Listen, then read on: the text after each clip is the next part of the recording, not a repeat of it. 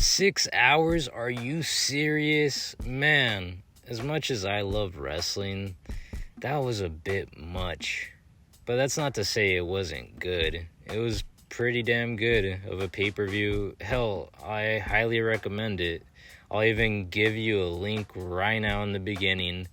You could go to tokayvideo.com. It'll be in 4 parts.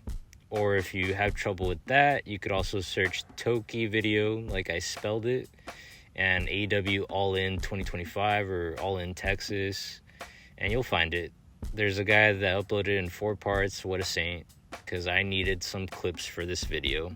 Alright, now into the review. Starting with the Trios World Title match, a jump start as Samoa Joe, Hobbs, and Shibata run straight into blows with Claudio, Yuta, and Gabe Kidd. I don't know, this definitely it's just for me, I'm sure, but the match felt really slow, like the pace. Sure, there was plenty of back and forth, forearm and chop moments, but then they single out Samoa Joe. How do you choose to single out Joe when Shibata's right there? It just makes more sense for this smaller guy of the group to be singled out. The heel group takes their time. Then if it was Shibata in that position, him working into the comeback is a lot more believable than Samoa Joe. Because, I mean, look at Joe. Man's a monster. And he's being handled by the likes of Claudio and Yuta. But at least Yuta takes the pin and Joe picks up the win. On to the men's casino gauntlet match. I thought it was a tremendous showing by everyone involved. I was really hyped up that Juice Robinson was back. He would have stolen the show if he still had his beard. Because I don't know, it takes away from the look. And if he would have done better in the actual match. But, I mean, what a massive pop he got as he returns after nearly 8 months injured. And then I got to highlight Roderick Strong. It's just, man, he's such a phenomenal worker. And I feel like he's severely underrated. And then MJF wins, of course. Adam Cole is retiring? I mean, it sounded like a retirement speech more than anything, but he just goes out there, relinquishes the TNT title because of injury. It sucks to see it. His prime was taken away from him from not only AEW with the injuries, but WWE with Vince's senile ass trying to make him a manager for Keith Lee. Then he goes over to AEW and just injuries after injuries, just wasting his prime. Just sad to see. Fatal 4-way for the TNT Championship. Dustin Rhodes, Sammy Guevara, Daniel Garcia, and Kyle Fletcher. Good effort from everyone involved. I didn't expect Dustin Rhodes to capture the TNT title. It was a good match, a really feel-good moment as Dustin Rhodes gets the win. Really emotional and impactful as he holds up the title, then a celebration after. I could definitely see Sammy and Dustin feuding for the title later on. And they say Tony doesn't have any stories going on. On to the Young Bucks versus Swerve Strickland and Will Ospreay. Man, what the hell were the entrances? The best part of what seemed like an hour of entrances was Prince Nana dancing to Swerve's theme song. And do the Young Bucks even know the rules to tag team matches? It's ridiculous. They don't even try to hide when they're fucking over the babyfaces. They just kept jumping in and out of the ring to do double team moves, even though they wouldn't tag each other at all in front of the ref. I'd let it slide if there was special stipulations or no rules to the match, but there wasn't. It was just a regular tag team match. And then we get to this moment in the match towards the later end where Swerve stands in front of Ospreay so they won't super kick him anymore. Swerve stands there with his ass literally in Ospreay's face, and the Young Bucks then proceed to take turns super kicking him as well. Like, what is this? It literally looks like Swerve is, like, twerking his ass in front of Ospreay's face while these two morons just keep kicking him with the most phony super kicks ever. This isn't wrestling. This is Circus Olay meets homoerotica. A highlight of the pay-per-view, the women's casino gauntlet match. It was great. These women kept the match at a pace of 100 miles per hour throughout.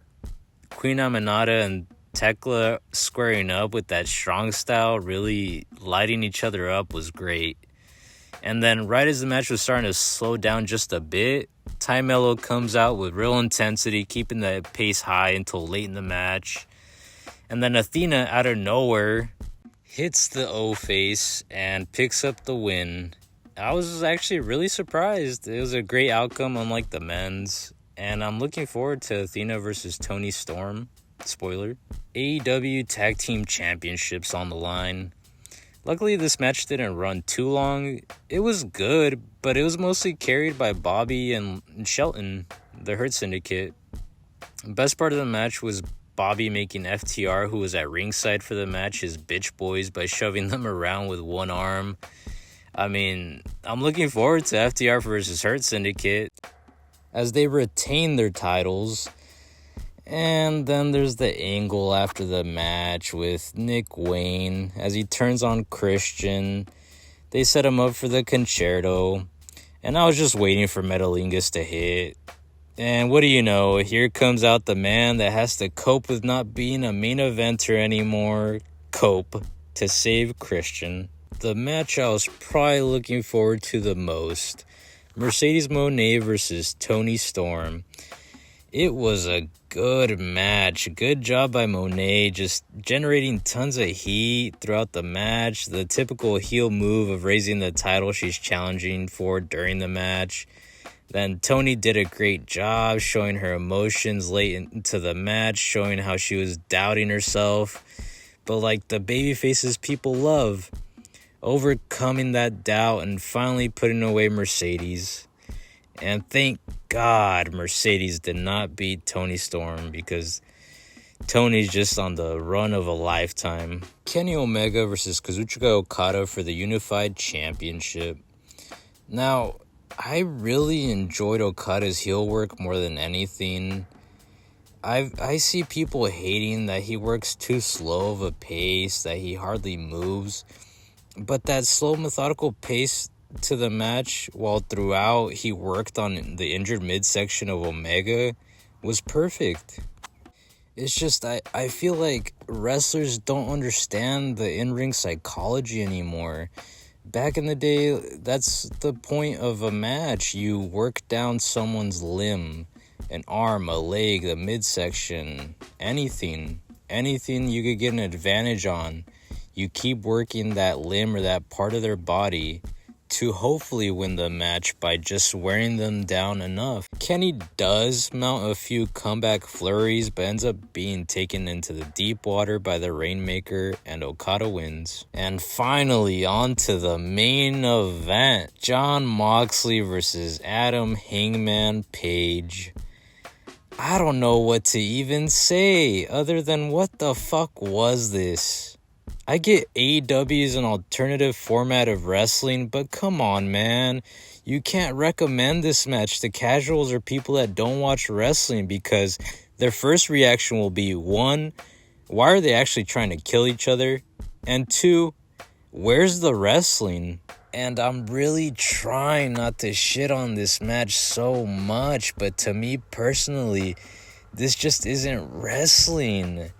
But I will say it was good babyface and heel work, apart from the match and what was done. Because yeah, the babyface should be doing everything they can, everything in their power to keep standing up, to keep taking the punishment, because they want to win the world title so bad. And at the same time, they could have done the match without having to go so drastically into the toolbox right away. The sewing needle or whatever Moxley stabbed Hangman in the forehead with could have waited maybe 10-15 minutes into the match. Slowly build up the intensity. I'll leave it at that though, because I know this is what the AEW faithful wanted and expected. They loved it from the crowd reactions. And I'm not being biased or anything. It's just I'm such an old school wrestling fan where I am trying to enjoy AEW. It's not that I don't. It's just sometimes that these types of matches are just too much. This is crossing the boundaries of wrestling versus two homeless men fighting over the last bit of fucking fentanyl outside 7-Eleven. And now just my 2 cents. I know I sounded like such a hater, so now let me say some good things about the tag match and main event. The Young Bucks, although I feel like they do every single move in their arsenal, every match they have, I gotta say they are extremely athletic. They don't really botch, and they can keep the pace at 100 miles per hour the whole match. It's just their gimmick and their personalities. Nothing they do is believable, even as heels.